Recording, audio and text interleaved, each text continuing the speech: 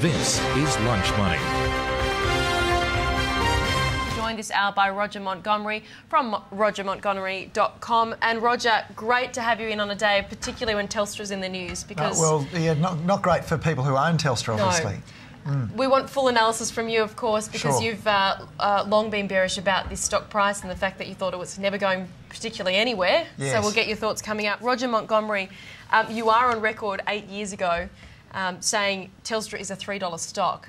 What do you think right now when you sit and see them at $2.82 for the low this morning? Well, this is one of the rare occasions where in Telstra's life it's actually traded at a discount to its intrinsic value. So my valuation for the company is about $3. That may decline slightly, but we're talking about a price now that sits at about what it's worth. What investors need to understand about this company is that for the last 10 years, despite enormous growth in mobile phone take-up, I think 10 years ago there were 8 million mobile phone subscribers, if you like, and we now have 22 million or 23 million. Internet in the household, I think there was 40 or 50% penetration 10 years ago. There's now 80 or 90% penetration of the internet in homes. Businesses even more so. Pay TV, or what you like to call subscription-based television, didn't exist 10 years ago in Australia, and now it's in 40% of homes or 50% of homes. Now, Telstra has its fingers in all those, and yet despite that, its profit this year is less than its profit 10 years ago. So there's been no growth in that company's profit for 10 years. Now, let's turn the stock market off for a minute. And I know your program's all about the stock market.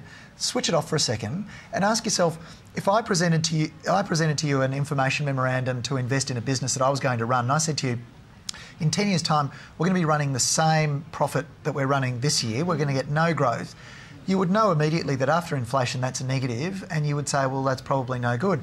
If I then told you that we're going to have more debt in 10 years' time as well, and the same profit, you say, well, that's kind of not a business that I'm interested in. And so the intrinsic value, which is based on the performance of the business, has done nothing for 10 years. The intrinsic value has gone sideways. It was, as you say, about $3 8 years ago. It was $4 10 years ago. It's about $3 today. And for the next couple of years, it's staying around the current amount. So they're not the sort of businesses that I'm interested in buying.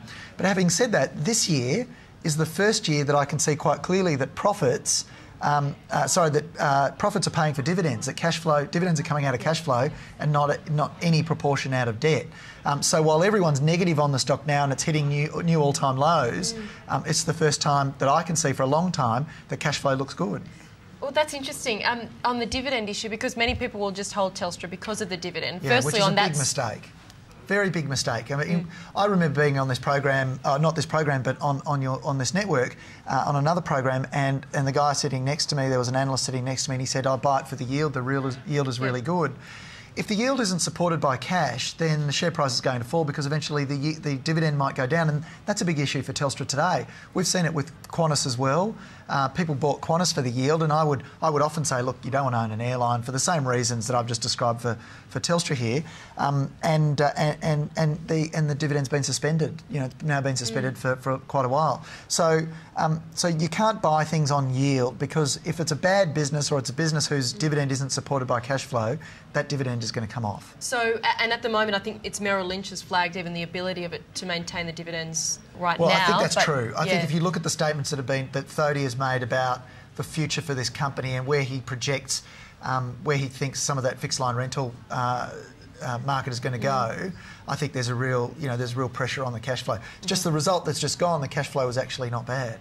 And help us to understand some of the broker recommendations coming out, because you're not seeing any broker recommendations around the 280 level, right? You're seeing everything above that. That doesn't mean, as Rudy Philippek van Dijk from FN Arena would say to us, and we've had him on the program a few times talking about how to use broker recommendations, he said, of course, that doesn't guarantee it actually goes to the levels that analysts and brokers are setting out. I struggle to reconcile the difference between an intrinsic value and a target price. Yeah. And I know some analysts even put a target price and intrinsic value on the same report. I'm not interested in target prices because I'm the first one to admit that I can't predict where the share price is going to go. I have no idea what sentiment is going to do and how it's going to change. You're reporting on it daily, you know, and it changes all the time. A really useful thing to remember is that the cause and effect relationship that a lot of people report on and a lot of people look to make their investment decisions. There's no consistency in that. I've seen it in my lifetime. I've seen I've seen the Dow Jones fell, a headline that said the Dow Jones fell because there's fear that an invasion is imminent in Iraq. The next day the invasion occurs and it says the market rallied on confirmation that an invasion occurred. So the previous day it had declined, and it's the same event. There's no consistency in that. So I really struggle to actually be able to predict where prices are going to go on a daily basis. So I have no use for target prices. And set out for in terms of intrinsic value versus the target price, because you put a number on that intrinsic value. Oh yeah, I've got an intrinsic value for every single company going back 10 years and going forward 3 years. The reality is that those intrinsic values are based entirely on the performance of the business turning the stock market off. So I don't care what the stock market's doing. If the value is $1 and the share price is 10, well, so be it. The performance of the business says that that's what it's worth. Now, it may be that for a long time people are willing to pay a lot more, but that doesn't mean I have to pay that price, and I'm only willing to buy stocks when they're trading at a discount to that intrinsic value. Okay, so what do we expect for Telstra shareholders from this point on then? Well, look, based on the numbers that I've updated, the intrinsic value of Telstra today is about $3.03. It's going to go to $3.06 next year and go to $3 the year after. So there's no change. Compare that to something like a JB Hi-Fi or an Oriton, where their intrinsic value is growing at a good clip. And bear in mind, it was Warren Buffett who talked about intrinsic value and has got everyone onto it, really. And he said he's interested in businesses whose intrinsic value rises at a satisfactory rate.